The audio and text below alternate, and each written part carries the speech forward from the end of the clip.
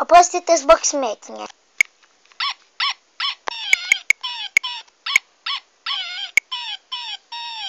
Mama. Mama. Riješeno. Mama. Tu je tvoja mama. Tu je tvoja mama.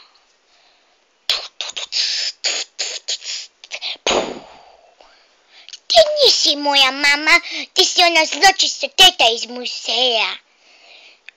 Ja sam od tvoje mame sestra i sada sam joj odel daleko i nikad je više nećete moći doći. Nije tako. Je, tako je.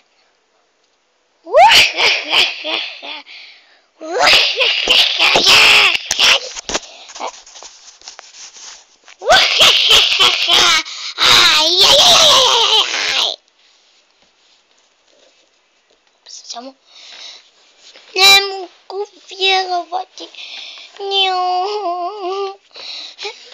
Zapela sam u rupi. A to znači, nema ga je lebali. Hej, zečice. Mogle bi se popeti.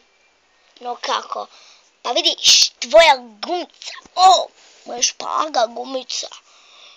Ole, ole, ole, ole.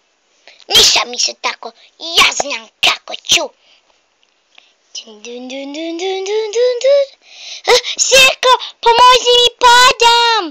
Pomoći ću ti. Ja. Zapamtite, to je novi film, sad će biti bolji. Moramo naći našu mamu. Da, neće nas nikad glupa teta iz muzeja uzeti, a to joj je sestra. Da, to je neće biti. Sada ću reći, idemo. Idemo.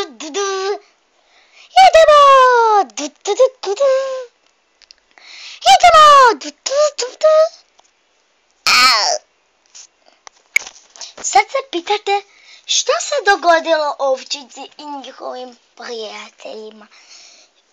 Vidjeli ste? Ovčica, mama je zapela. I vidjeli ste naše reklame. Au!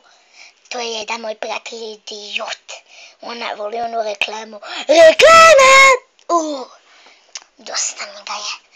Stavit ću tu glupost ovdje. Kako sam već rekla, idemo.